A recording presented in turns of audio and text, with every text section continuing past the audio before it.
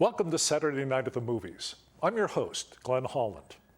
Tonight's film is the 1952 MGM musical Singin' in the Rain, directed by Gene Kelly and Stanley Donen. The film stars Gene Kelly, Debbie Reynolds, and Donald O'Connor, and features Gene Hagen, Millard Mitchell, and Sid Charisse. The film begins with the gala 1927 premiere of The Royal Rascal, the latest Monumental Films picture, starring Don Lockwood and Lina Lamont. Don and Lina are romantically linked in all the fan magazines and Lina's imagination, but Don can barely tolerate his crass and conniving leading lady. On his way to a party after the premiere, Don finds himself attacked by a mob of adoring fans, but manages to escape, ending up in the car of Kathy Selden, a young aspiring actress. When Don tries to ply her with his charm, she dismisses silent movie acting as dumb show and not worth comparing to acting on stage. Don, thoroughly annoyed, mocks her pretentiousness, and they part in mutual irritation. Later at the party, Monumental Pictures studio head R.F. Simpson shows the guests a brief film demonstrating synchronized sound. Most of the guests dismiss it as a novelty. Don discovers Kathy is a nightclub chorus dancer when she performs at the party and teases her mercilessly about it. Furious, she throws a cake at him, but he ducks and it hits Lina in the face instead. Kathy flees the party and Don, smitten, spends the next several weeks trying to find her. It turns out Lina had her fired. Don finally finds Kathy working in a movie on the Monumental Pictures lot, where they reconcile and confess their mutual attraction. In response to the success of Warner Brothers' The Jazz Singer, R.F. Simpson announces Monumental is going to start making talkies, beginning with the latest Lockwood and Lamont film, The Dueling Cavalier. But working with the new sound technology creates all sorts of problems, not the least of which is Lina's nasal, Brooklyn-accented speaking voice. The film's premiere is a disaster, and it looks like the end of Don's career, just as his romance with Kathy is taking off. Singin' in the Rain is generally regarded as the greatest film produced by MGM's renowned Freed unit, the division of the studio that produced most of its musicals. Its head, Arthur Freed, was born in Charleston, South Carolina in 1894. He worked as a song plugger in Chicago, where he met Minnie Marks. He was soon working in vaudeville with her sons, the Marx Brothers, and contributing material to their act. He was later hired by MGM to write songs, many of them with tunes by Nasio Herb Brown. After working as an associate producer on The Wizard of Oz, Freed was made head of his own production unit and produced a series of musicals, starting with Babes in Arms with Mickey Rooney and Judy Garland in 1939. Singin' in the Rain originated as what we might now call a jukebox musical, since Arthur Freed wanted to make a film based on the catalog of songs he had written with Nasio Herb Brown. He recruited Betty Comden and Adolph Green to create a story around the songs and write the screenplay.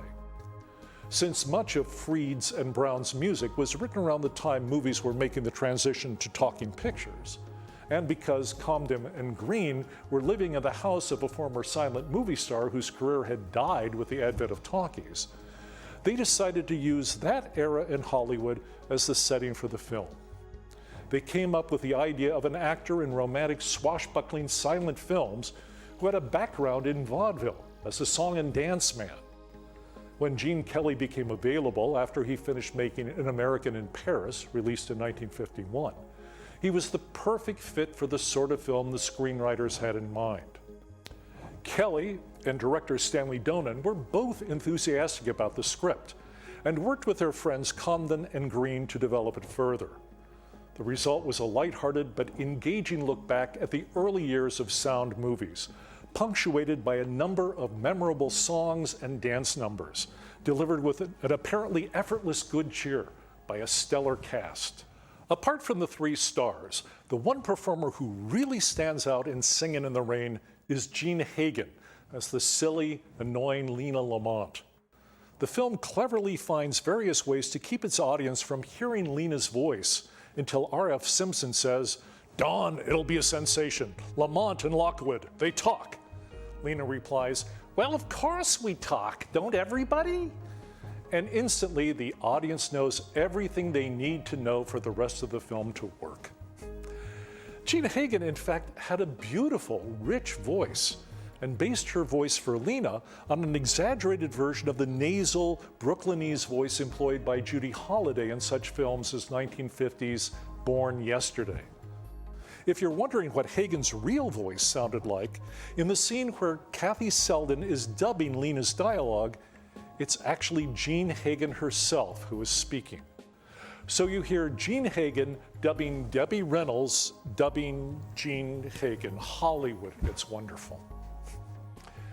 It's hard to believe that Debbie Reynolds was only 19 when she starred in Singin' in the Rain.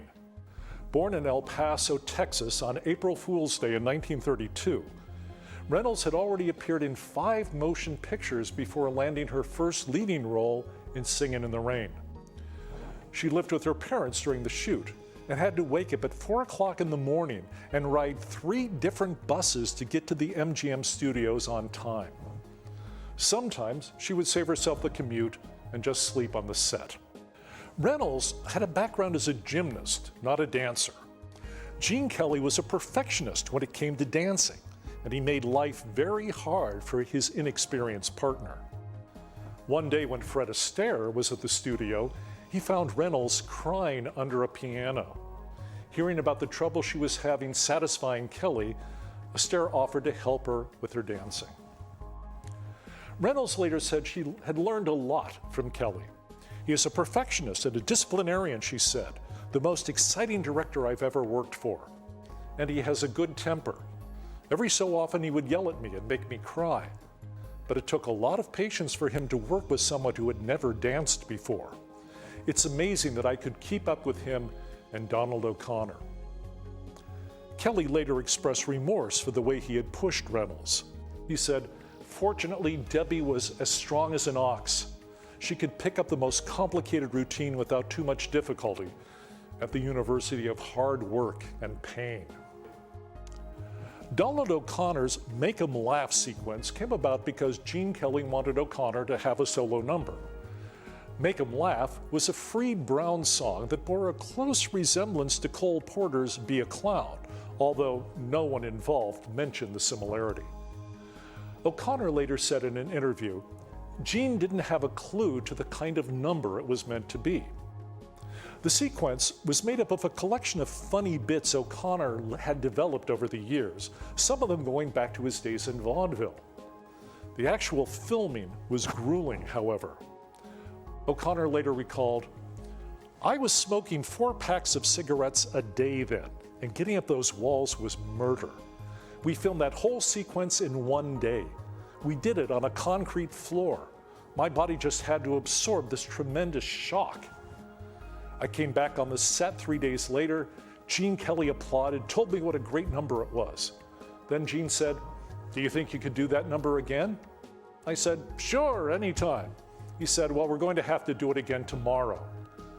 No one had checked the aperture of the camera, and they fogged out all the film. So the next day I did it all again." For many people, the highlight of the film is Gene Kelly singing the title song while spinning an umbrella, splashing in puddles, and getting soaked with rain.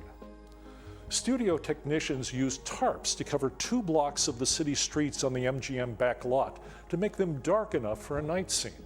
Overhead sprays provided the rain. There was a drought in Los Angeles that year. When they first tried to film the sequence in the late afternoon, there was too little water pressure for the scene to work. Homeowners in the area were coming home from work and turning on their sprinklers to keep their lawns from dying. So the sequence was rescheduled to be shot the following day, early enough so everyone was at work and there would be enough water pressure. The combination of water and heat made Kelly's wool suit shrink during the filming, apart from the fact that he was ill and had a temperature of 103 degrees as well.